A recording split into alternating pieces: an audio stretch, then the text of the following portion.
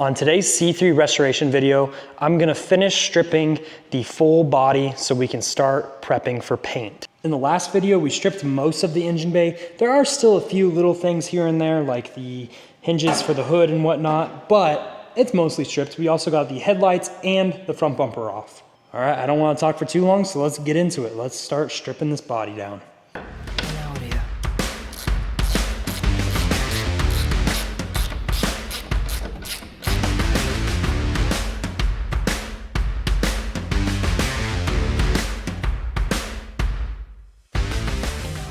Now that the windshield wipers are out, we're gonna go ahead and move over to this T-top trim. It looks like the majority of it is just some fill-ups, but it does seem like we have 2 rivets right here that we're gonna have to drill out to remove this. So let's go ahead and do it.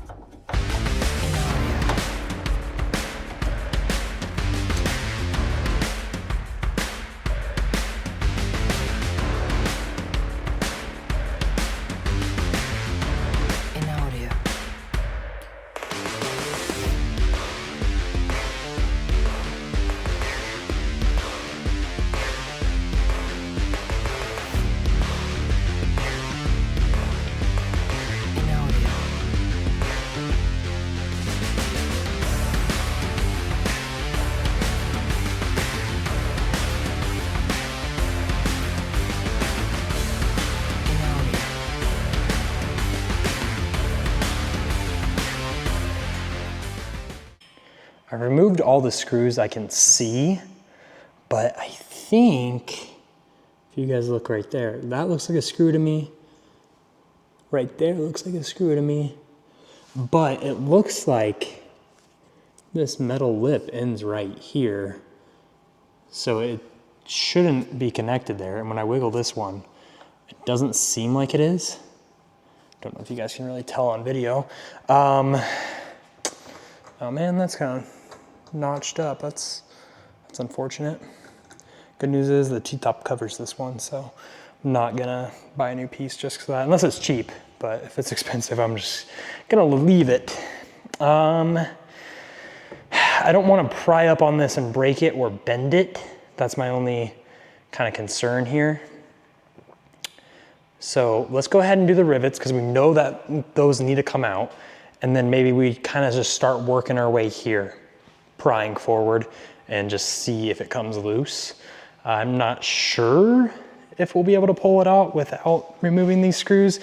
It doesn't look like these screws attach this, but why would those screws be there then? You know what I mean?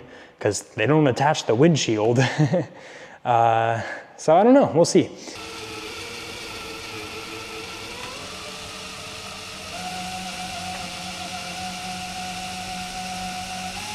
All right, we got the rivets out. We didn't cause any damage or anything.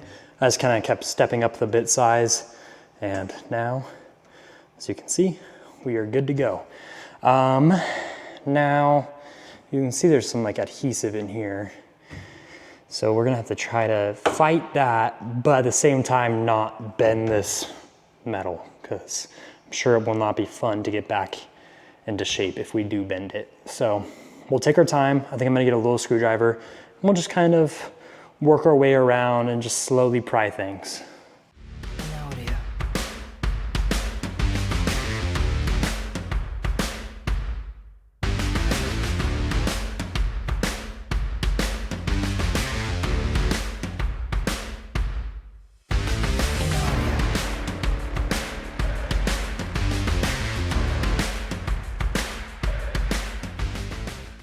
All right, so that came out pretty easily. It looks like these little guys right here with the screws go through are kind of like a clamp. So that trim just sits right in there and then it's just held in with pressure. And then obviously a little bit of adhesive here and there, but came out pretty good. And look at this, you guys. No rust at all. It looks really solid. So I'm really happy about that. I was a little bit nervous, but not too bad, because like, I mean, the rest of the car looks so good. Now with these little corner pieces, I could be wrong, but it does seem like these screws need to be removed. This one I was able to remove a little bit, but it's putting a little bit of pressure on this windshield and it just made me nervous. I don't want to crack a perfectly good windshield when I'm going to be removing the windshield anyway, so I may as well wait for this to be removed and then go from there. The next thing I want to tackle is this old weather stripping over here and remove this. It seems like this is riveted in a few places. Let's see if I can get you guys back there. Sorry. Yep, we got one there and one there. So we will drill those out, and then I think this piece should just pop out. I'm hoping that these are easy to come by. Brand new, obviously. I don't want a 45-year-old one. I would imagine so, but yep, so we'll drill this guy out, same with the other side, and then this we will remove as well, which is for the T-tops.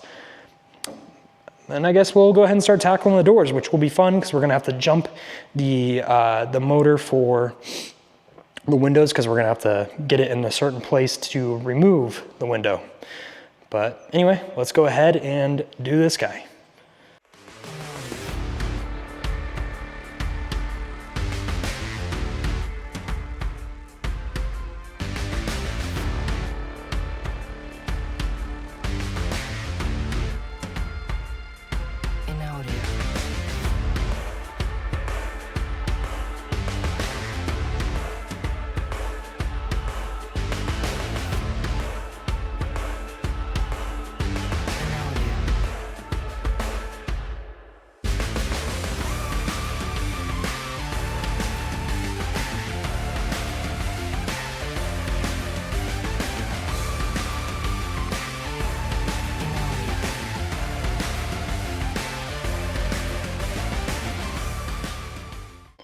So these are both off now.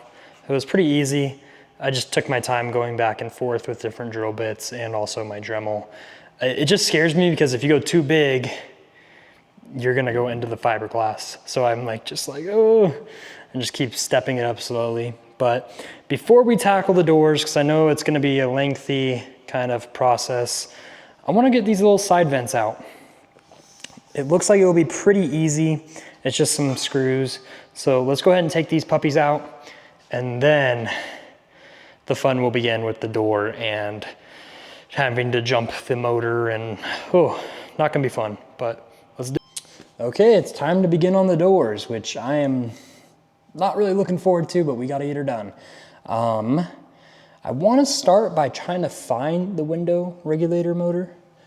I think we can take this cover off and we'll get a little bit of access here. I just need to find the wiring to it because I believe this was for the lock or something like that. I don't remember exactly. But we don't need this. We need the window regulator. So let's go ahead and take this little cover off and go from there.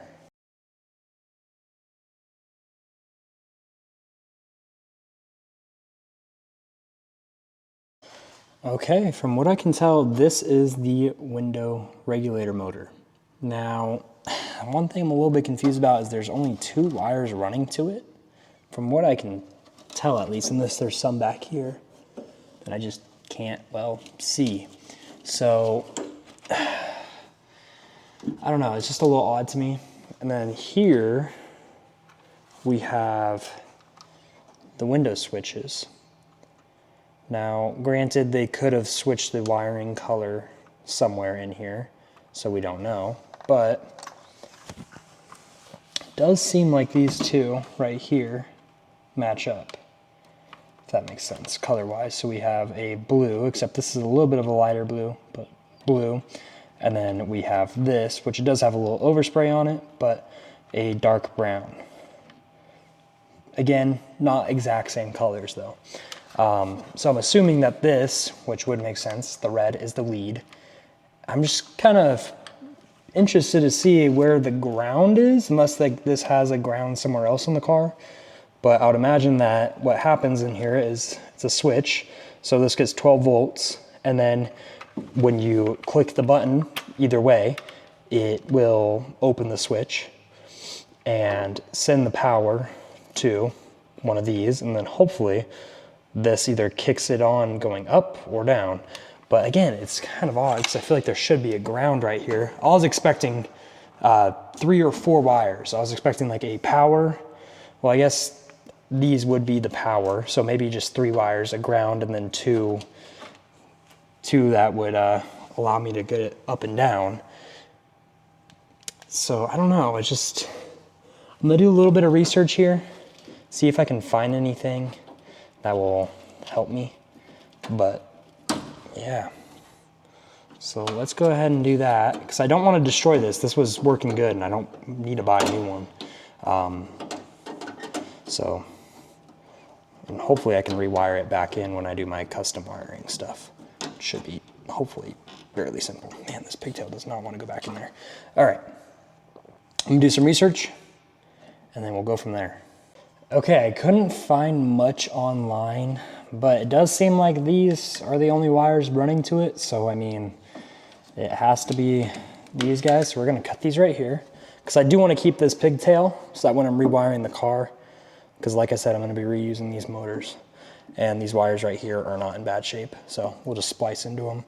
I'll go ahead and strip these back. Okay, so now we can attach to these and hopefully we'll do it for like a split second and it should be fine. We'll know right away if it starts going up or not. So let's get a car battery over here and we'll run some wires up to these guys and just jump it and see what happens. Alrighty, we have this little setup right here. I don't even think I need a ground wire technically because this doesn't have a ground running to it, because usually you would ground it with the wiring. So I don't know, I just threw one up because why not? But now hypothetically, so there you go. This is how you jump the window regulator. So window is now up, and then I'm assuming if I want to go down,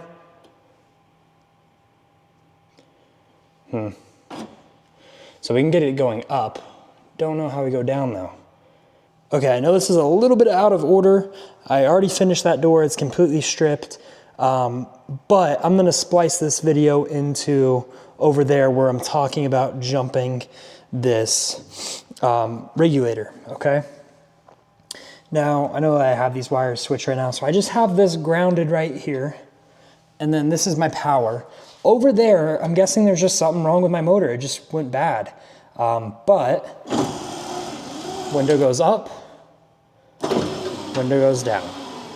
So it's as simple as that to jump it. Just ground it, and then you just tap wherever you need to go. I don't know why the one over there was failing all of a sudden, considering it was working before, but I'm gonna probably just end up replacing both these motors.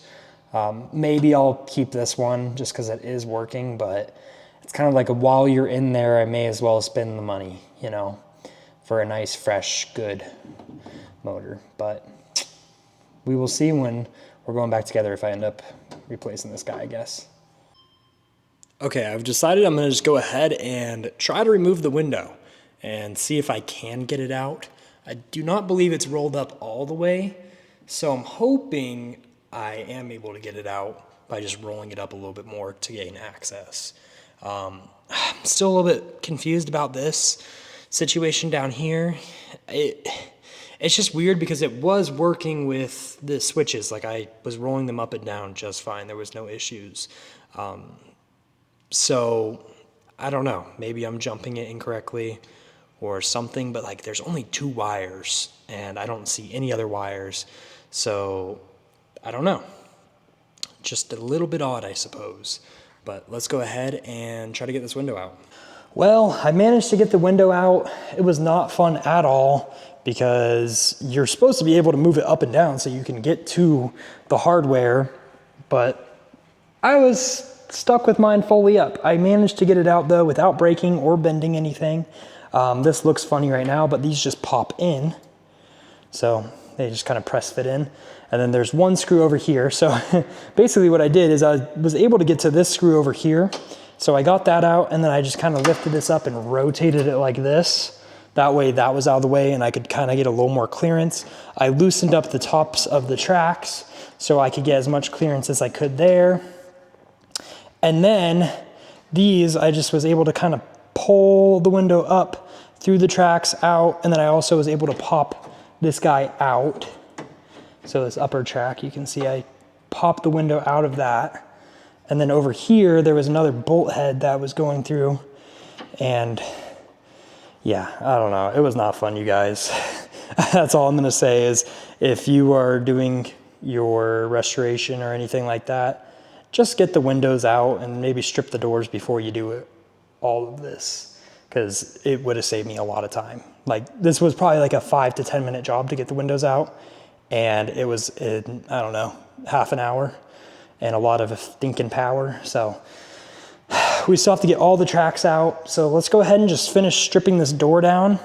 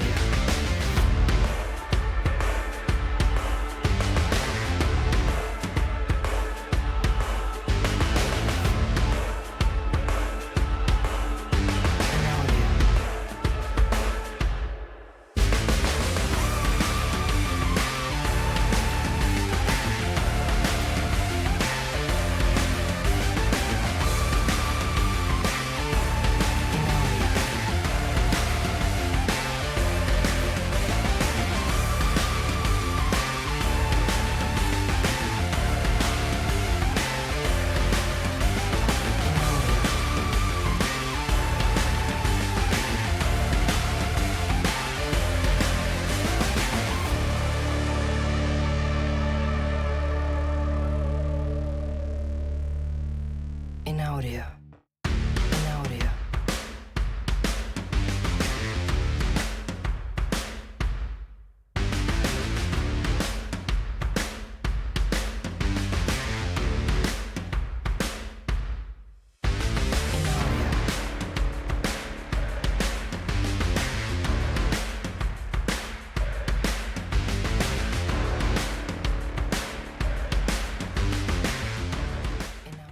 All right, one door is completely stripped finally. I do need to clean out in here, but it's stripped. So that's good. That took a lot longer than I was expecting. Just because the window really, I think. After that, it went by okay. It was just, it's annoying with rivets and stuff, having to drill them out. And also on top of that, it's ruining my die grinder carbide bits because the aluminum is super soft, so it just gets all mushed into there and makes it so it's not sharp anymore. So that was kind of annoying. I probably should stick to drilling them out, but for some reason these two, the drill did not want to catch, so I had to do this. But yeah, I mean, nothing too complicated. The only thing that sucks is going back together. It's like same thing with my Miata when I did it. It takes a little bit of time. It's not necessarily hard. It's just kind of like a lot of moving pieces that you have to get together. And then the annoying part is trying to get the window aligned. So that I'm not looking forward to. Now I'm gonna do the other side, but I'm gonna do it off camera. One thing I did learn though is we are gonna remove these and then I'll jump the window, pull it up, and then it should be pretty easy to remove. That way I'm not trying to fight everything again and whatnot. So that'll be nice. Oh man, not looking forward to this. It just sucks. It's just, you got to get your hands in here and then there's rivets and yeah, it's just, I don't know. I mean, it is what it is, you know, but it's a little bit annoying, but let's do it, I guess. Now that the doors are completely stripped, we have only a few things left. One of them being the antenna, which when I'm doing body work, I am gonna fiberglass over this hole and make it nice and smooth because I don't really need an antenna. I don't listen to the radio. We will have Bluetooth capabilities so I can listen to my own music in the car, but radio is not really needed. And then we have side markers that we need to get out. And after that, I mean, it's pretty much completely stripped. There are a few things like we need to get the windshields out, or not windshields, but windshield and the back window. And then once that's out, we can get these off. And then there's a few things in the engine bay I need to remove the rivets from. But yeah, you guys, we are looking really good here. So let's go ahead and get that antenna and side markers out, and then we will call it a day.